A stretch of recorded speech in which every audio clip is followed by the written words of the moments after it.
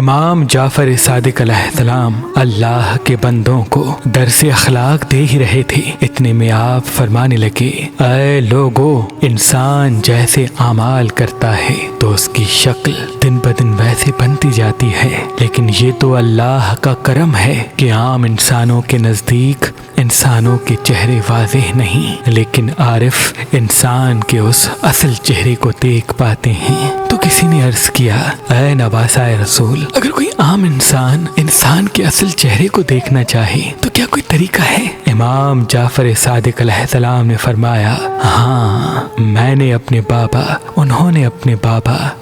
اپنے بابا اور انہوں نے اللہ کے رسول سے سنا کہ اللہ نے ایک علم ایسا پوشیدہ کیا، جب انسان اس علم تک پہنچتا ہے تو انسان کے چہرے واضح ہونے لگتے ہیں، اور اس علم کو علم عشم کہتے ہیں۔ بات جب یہاں تک پہنچی تو وہ پوچھنے لگا، اے نواسائے رسول، اس علم کو سیکھنے کا کیا طریقہ ہے؟ امام جعفر صادق علیہ السلام نے فرمایا، یہ علم تقویٰ اور پرہیزگاری سے آتا ہے۔ جو انسان 40 دن تک گناہوں سے پاک رہتا ہے، حرام سے دوری اختیار کرتا ہے، اور جب کھانا کھاتا ہے اس پہ یہ اسم اعظم یا علیم و یا رحمان و یا علی و یا اللہ پڑھ کے کھاتا ہے، اور رات کو سونے سے پہلے بھی اسی اسم اعظم کو 27 مرتبہ پڑھ کے اللہ سے اپنی آنکھیں روشن کرنے کی دعا مانگ کے سوتا ہے، تو جیسے 40 دن اختتام کو جاتے ہیں اللہ اس انسان کی آنکھیں روشن کر دیتا ہے، اور یوں